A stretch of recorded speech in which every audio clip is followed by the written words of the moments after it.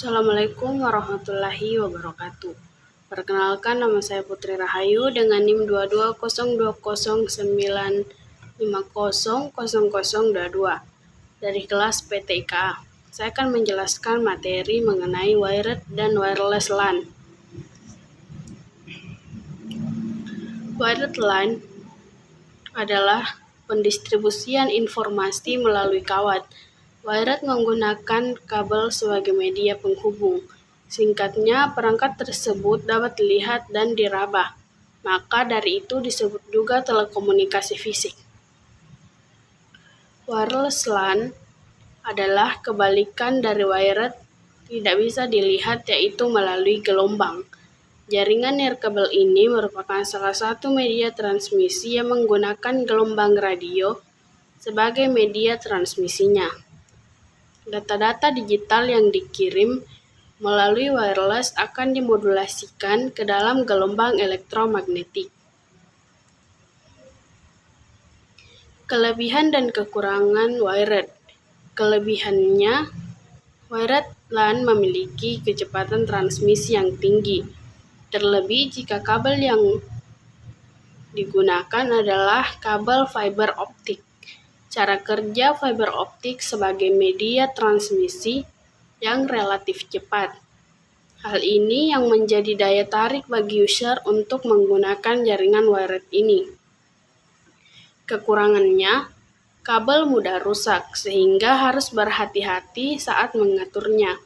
Untuk memperluas jaringan membutuhkan harga yang relatif mahal dan memerlukan banyak waktu untuk membangun jaringan, karena memerlukan banyak router atau switch.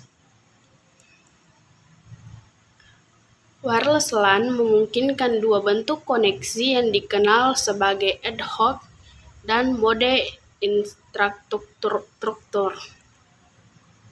Mode ad hoc adalah suatu kondisi jaringan wireless yang tidak menggunakan access point. Artinya, antar klien langsung terkoneksi satu dengan yang lainnya. Jika merasa asing dengan istilah ad hoc, mungkin istilah peer-to-peer dapat lebih mempermudah mengenali koneksi ad hoc. Prinsip kerjanya sama saja dengan peer-to-peer. Di sini setiap klien akan saling terkoneksi secara langsung. Kemudian mode infrastruktur. Model ini adalah kondisi suatu jaringan dengan menggunakan suatu titik pusat, yaitu access point. Semua klien terhubung ke jaringan harus terkoneksi ke access point terlebih dahulu, baru kemudian dapat mengakses resource dari network atau klien lain yang ada. Untuk topologi infrastruktur, tiap PC mengirim dan menerima data dari sebuah titik akses yang dipasang di dinding atau langit-langit, berupa sebuah kotak kecil berantena. Saat titik akses menerima data, ia akan mengirimkan kembali sinyal radio tersebut, atau dengan jangkauan yang lebih jauh, ke PC yang berada di area cakupannya, atau dapat mentransfer data melalui jaringan Ethernet kabel. Titik akses pada sebuah jaringan infrastruktur memiliki area cakupan yang lebih besar. Kelebihan dan kekurangan wireless. Kelebihannya yaitu kabel mudah rusak sehingga harus berhati-hati saat mengaturnya. Untuk memperluas jaringan membutuhkan harga relatif mahal dan memerlukan banyak waktu untuk membangun jaringan, karena memerlukan banyak router atau switch. Kekurangannya, pengembangannya yang cenderung mahal serta pengaruh cuaca dan lingkungan sekitar dalam proses transmisi data dan kekuatan sinyal. Fungsi wired dan wireless.